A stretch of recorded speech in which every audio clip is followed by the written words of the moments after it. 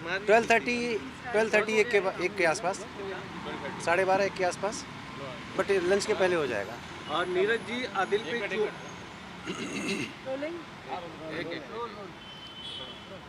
नीरज जी, जो आदिल पे आरोप लगाई है राखी सावंत ने, उस पर क्या कहना है और आपकी तरफ से क्या उस पर राय है उसके?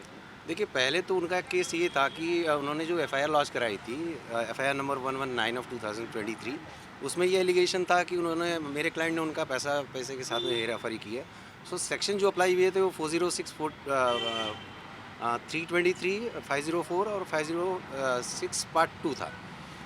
उसके बाद मेरे क्लाइंट को राखी के घर से अरेस्ट उठाया गया, जिस टाइम पे वो लड़का अपना कपड़ा लेने गया था, वो राखी के कहने पे आया था। उसके बाद फिर वो यहाँ पे आने के बाद पुलिस ने उससे सेक्शन 41 का नोटिस पुलिस स्टेशन में ही सर्व किया। उसके बाद मेरे क्लाइंट का डिटेल स्टेटमेंट रिकॉर्ड हुआ, जिसमें मेरे क्लाइंट ने सारी चीज़ें क्लियर करी कि पैसे का लेन देन कैसे, क्या हुआ था क्या नहीं। उल्टा मेरे बहुत ही ह्यूज अमाउंट लगा हुआ है, मैंने खर्च किए।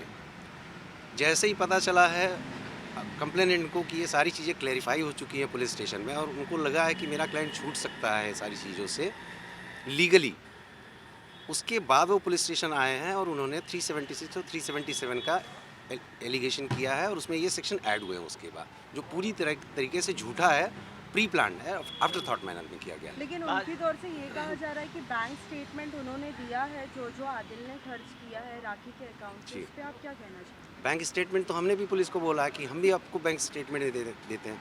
हमने अपना सारा बैंक का वो डिटेल दिया हुआ है। मेरा जो पर्सनल अकाउंट है वो भी दिया हुआ है, जो हमारा बिजनेस अकाउंट है राखी के साथ में जॉइंट जो ऑपरेट होता था, उसका भी डिटेल दिया हुआ है। Let the police investigate, the truth will come forward. और सबसे बड़ी बात यह है कि जो बिज़नेस अकाउंट था आदिल और राखी का, वो जॉइंट अकाउंट था, जिसमें जब भी कोई भी ट्रांजैक्शन होता था OTP आता था 6 डिजिट का, जिसमें से 3 डिजिट राखी जी के उस पर आता था और 3 डिजिट नंबर जो है आदिल के उस पर आता था। दोनों का मिला के जब 6 डिजिट का नंबर एंटर होता था तभी ट्रांजैक्शन कंप्लीट होता था। तो ये फैक्ट अपने आप में ही सफिशिएंट है ये बताने के लिए कि मेरा क्लाइंट कितना निर्दोष है इसमें।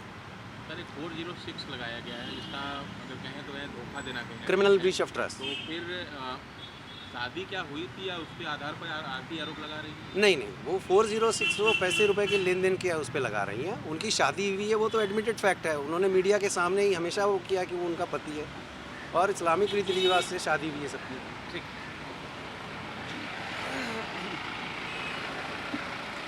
हो गया डन ना? अभी तो बाकी है।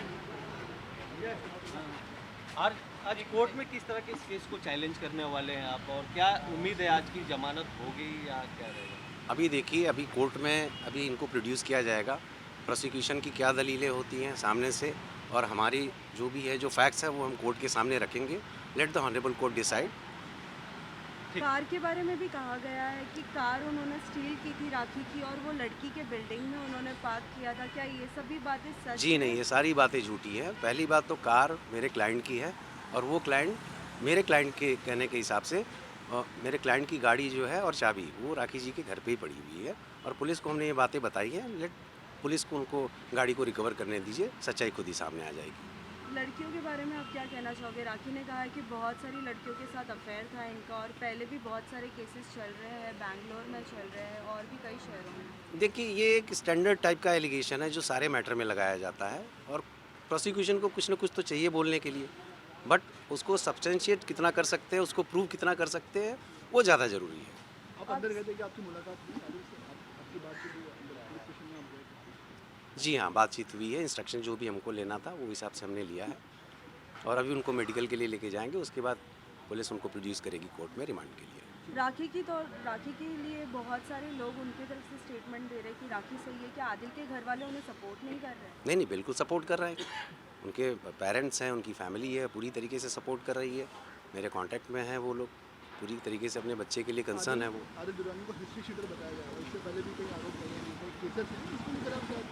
नहीं, देखिए, अभी ऐसी कोई बात मेरे नॉलेज में नहीं आई है।